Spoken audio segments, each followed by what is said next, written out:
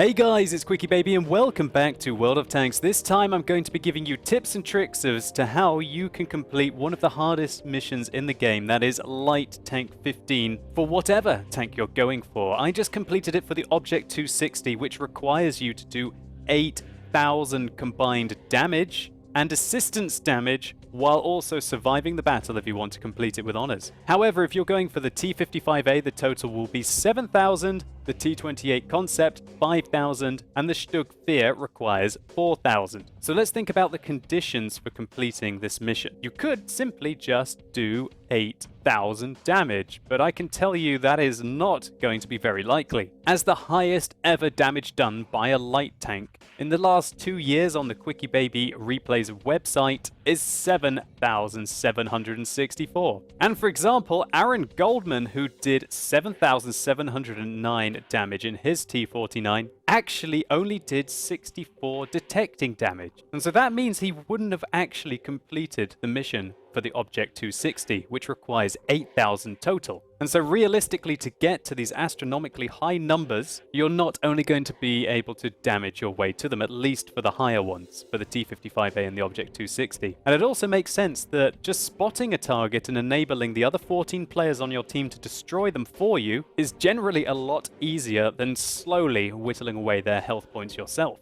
You guys might be interested to know that it took me 223 games to complete this mission for my Object 260. And so I've done quite a lot of analysis on all of the data to give you guys maps to target for completing this mission. And so here is the result of my efforts. This is the average damage that I did in the battle, plus the assistance that I was able to give to my team per battle, averaged per map in the game. So assistance is obviously the combination of what you're spotting on the enemy team, as well as de-tracking an enemy tank and allowing your friends to kill him for you. Now, one thing should be immediately noted. While I did play 223 games, I didn't survive all of them. And quite a few of the battles I left before they finished. And if you do that, then the statistics are not recorded in the replay file, and so I was unable to get that data. And you can see here the total number of games that I played on every map. And also I should quickly mention that Prokhorovka is the combined version of Prokhorovka and Fiery Salient. Himmelsdorf is the Himmelsdorf combo, and Winterberg is the combination of Runeberg and Winterberg. So for example, we can see that while I played 9 games on Prokhorovka, I only stayed to watch the end of 6 of them. And so we should consider that my scout and damage total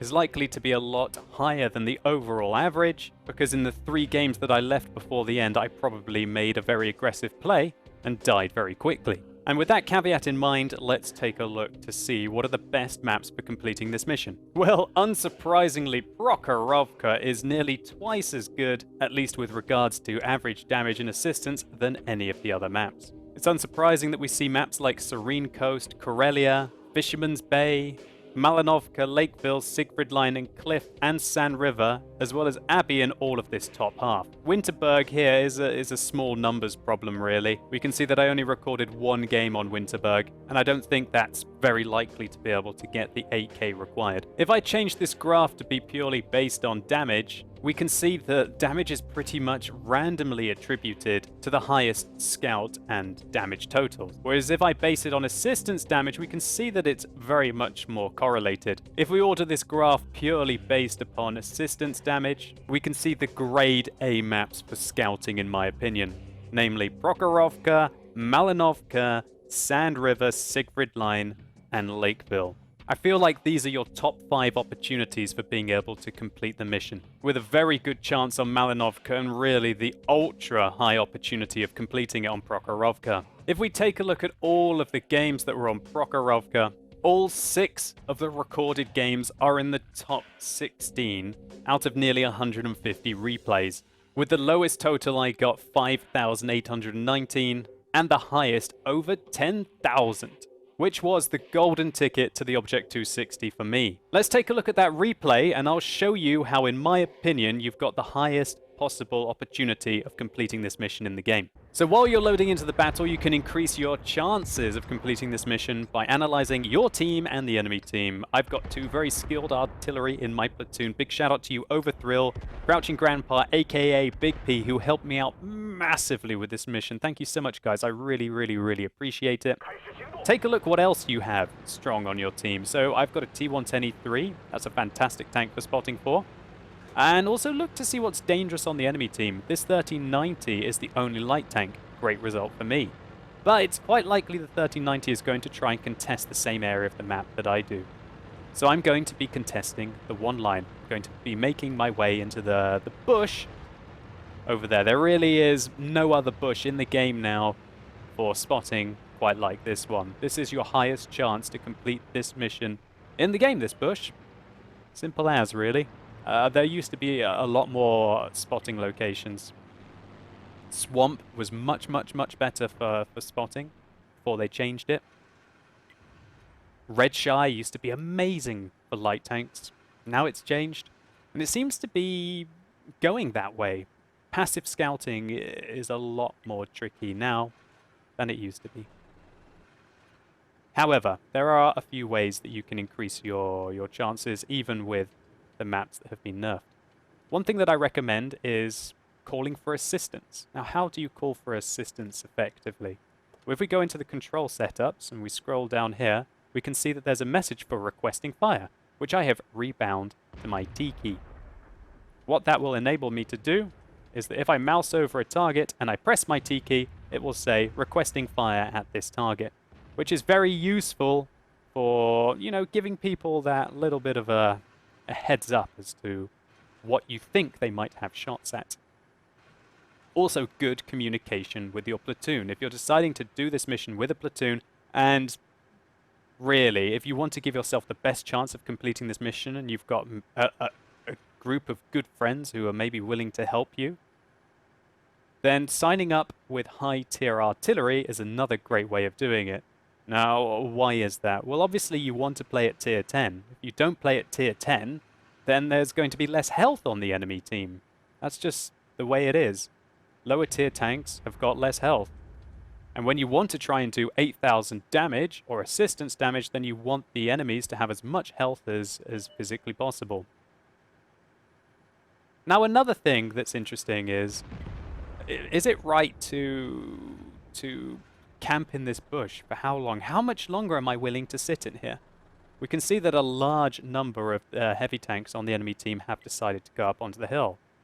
And that's unfortunate for me, because this bush is really for spotting all the enemies that come up to about this line with the T-54E1. And so I was thinking at the time, fair enough, this bush is great.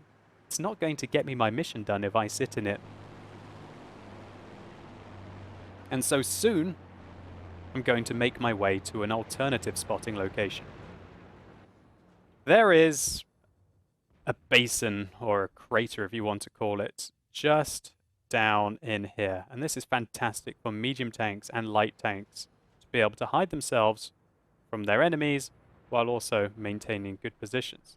And also with an excellent camo rating on my WZ-132, I've managed to make it into this bush. From this bush, I have got the most perfect spots on those two tanks there. I want to go a little bit further forwards as well. And look at this. Look at the amazing view range on this tank. We just spotted an ST-1 at the back who's decided, wow, I don't really want to go up east onto the hill, so I'm going to try and progress around to the west. If you use my mod pack, this blue line will, well, the blue circle, so to say, sorry, will indicate 445 meters.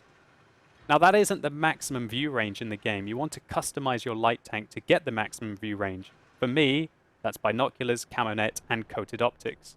I found that there was no real point in having a gun rammer and vertical stabilizers if I was playing with artillery on my team. And so the binoculars and the coated optics and the camo net maximize my spotting chance. Now, you've also got to think about when your team reach this location. That means that they're going to be spotting out. And when they're spotting out, their view range is probably going to be extending to about here. So you always have to be ahead of your team.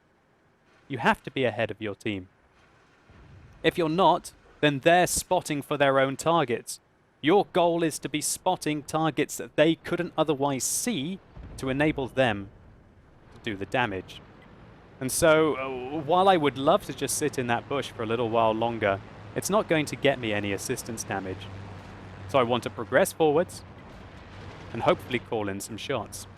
We spot the T-54E1, and we aren't spotted yet. Another very, very, very good crew skill for this mission is designated target. Oh, what a hit there by Crouching Grandpa, aka Big P. Fantastic hit by him. And we spot an artillery in the open. But remember, you can still damage your own targets. And one thing I will also mention in this replay is I fire a lot of unnecessary APCR rounds. And the reason for that is, once you've been trying to complete this mission 223 times, you don't give a monkey's about maybe losing 20k credits in a game. And for the extra benefit that those APCR rounds will give me with the 244 millimeters of penetration, it could be the difference. So I was talking about designated target. It's a very, very useful crew skill. What it means is that if you keep your mouse cursor in the direction of the enemy, then it keeps them lit up for an additional 2 seconds past when you would have lost sight on them. And that can be very, very, very, very useful indeed. Now you'll notice that I'm always trying to keep spotting, always trying to keep ahead. And a wild IS-8 appears. He fires a high explosive round at me, and we're quite lucky that it doesn't penetrate my tank and only does 223. I'm going to try and get around him, but I see that he has actually got himself into a position of poor gun depression there. So I'm trying to go for the tracking shot. Yes! Great shot there. We repaired our gunner, or healed our gunner, which allowed us to track him. And remember, tracking is as good as spotting. Luckily for us, we've managed to get him in a position where he's got bad gun depression, and we can finish him off. What a fantastic result there. Unfortunately, the E-50 stole the kill, and I was getting quite antsy about the spotting damage that I required to do. Now, I had completed this mission 3 times previously without honors. You'll see that as well later on in this video. And so I was quite worried about dying right now.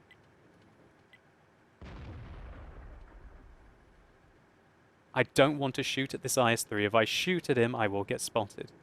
I'm still not spotted. He can't even see us, even though he was about 100 meters or less away from us. But we fire to finish him off, and we move on. Remember that any damage that you can do also counts. But in retrospect, it's probably not a good idea to stop and shoot at the E-75 there. That was poor play. I would have done far better to try and get forwards and spot. Now my sixth sense goes off, which means that I am spotted. And it's the AMX 1390 above me, and I was in full panic mode right now, thinking that the AMX 1390 was going to rush down and get me, and the M103 was going to shoot me in the side. So I decided to hide behind this Tiger to avoid fire from the M103, and just hope that the AMX 1390 wouldn't be able to get me.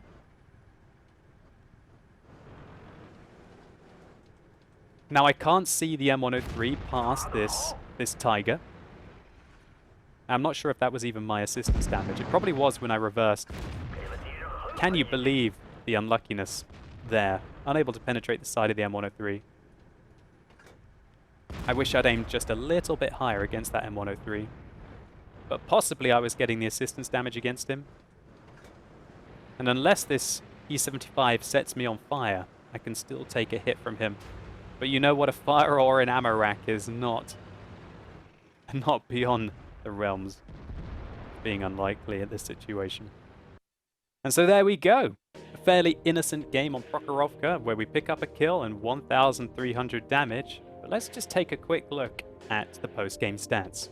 So this was a patrol duty, unsurprisingly, 1,308 base experience points, 1,303 damage done, 8,030 spotting damage, and 914 damage on detracking, giving us 10,247 total towards the mission. And again, I'd just like to say a massive thank you to Crouching Grandpa, aka Big P, and Overthrill for their huge amount of help with this mission.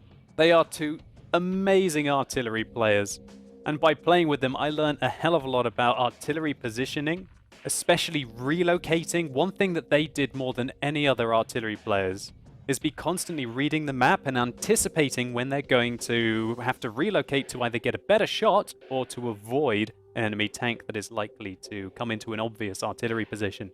So now I want to show you some bush locations on Malinovka that can enable you to complete this mission. So pay careful attention about how we are going to get into, in my opinion, a very useful bush to be able to get a lot of spotting damage on Malinovka. As we can see, we've spawned on the north, and we're going to try and make our way across. We're going to try and use these bushes to avoid getting spotted by any sneaky light tanks that might be approaching from this way. We use the trees and we get into the bush. And as you can see, we've already got big spots. We spotted the enemy light tank who's trying to do exactly the same thing as us and get a lot of free spotting damage. Look how far our view range extends. We're spotting a 50B all the way over here. We're spotting the E100, the Leopard prototype, that 111, the Object 140. We're also spotting tanks that are over here as well. This truly is a fantastic bush to be able to complete your mission in. So let's just watch this replay in 4 times speed to get an idea of the kind of spotting damage that we're going to be getting out here. So that Waffenträger auf Panzervier just got absolutely annihilated. We just got that 5120 annihilated, and the VK4502B is also dead as well. A Leopard prototype that we quite likely spotted just died there.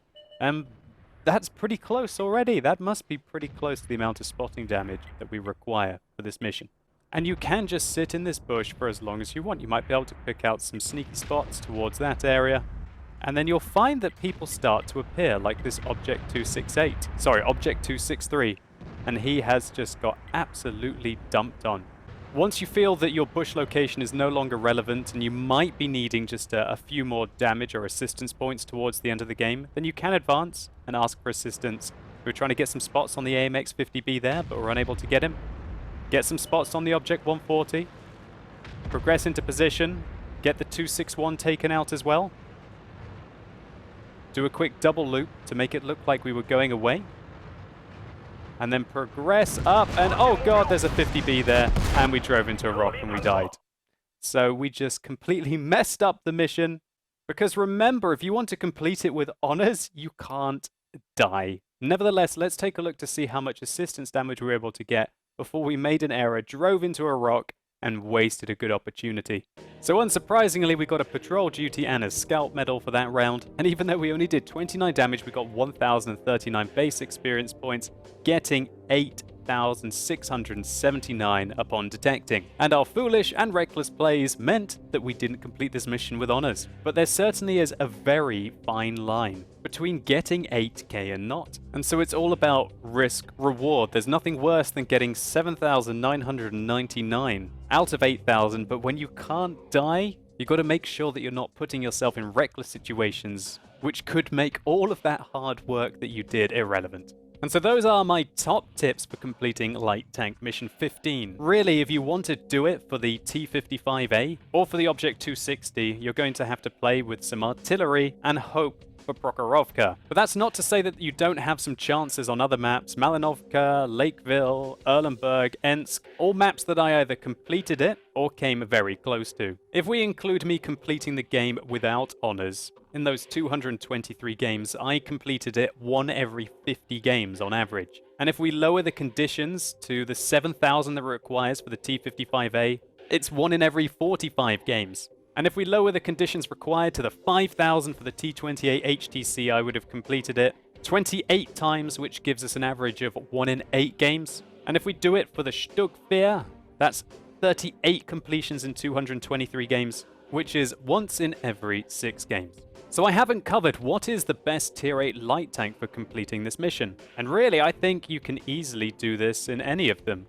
Some of them might be better for doing damage, like the AMX 1390, the T49, or the T54 lightweight, while tanks like the Speerpanzer RU251 or the WZ132, which have amazing mobility characteristics, are going to be very good active and passive scouts. Personally, for me, my favorite tank was the WZ132. I love its 56 degrees a second traverse speed, which is way higher than the Speerpanzer at 44 or the AMX 1390 at 40 degrees a second, enabling me to duck and weave when I am spotted and also run rings on vehicles that you wouldn't expect. I feel that it's more important what equipment loadout that you take. If you want to passively spot, binoculars and a camo net will be amazing. For active scouts, however, coated optics are key. And if you want to do a lot of damage, then you probably want to take vertical stabilizers and a medium caliber tank gun rammer. Personally for me, I dropped these two out as I was playing with two very skilled artillery to maximize how sneaky I could be and get those extra long range spots. Also, crew skills are super important. You want to have camouflage on every crew member as your #1 priority. Secondly, Sixth Sense is also amazing on your commander. Skills like Recon are very useful. This increases your view range by 2%, and the radio operator can get situational awareness, which increases your view range by 3%. One thing that I thoroughly recommend is the designated target skill, which is on your gunner. This makes targeted enemy vehicles visible for 2 additional seconds. I believe, but I could be wrong, that this skill also requires you to be aiming at the target. So make sure you keep your aiming reticule over the target that you want to keep illuminated for those extra 2 seconds. Apart from that, a premium consumable can be very useful for just giving your tank that extra little boost, as well as also using camouflage on your tank that will decrease its visibility by 5%. Apart from that, my key recommendations are to sign up with some awesome friends who are good artillery players, and to sacrifice a goat to Serb and hope for Prokhorovka. And I wish you guys all the best with completing your light tank missions and trying to get whatever tank is still eluding you. So hopefully you guys enjoyed this video, or maybe it was just useful to you. If it was, please consider giving it a like down below. It really helps the channel out. And let me know in the comments down below if you think that I've missed anything. Maybe you want to share your experiences with Light Tank 15 mission. And what do you think is the best tier 8 light tank to be able to complete it? And as always guys, thank you so much for watching. You've been epic, and hopefully I'll see you soon.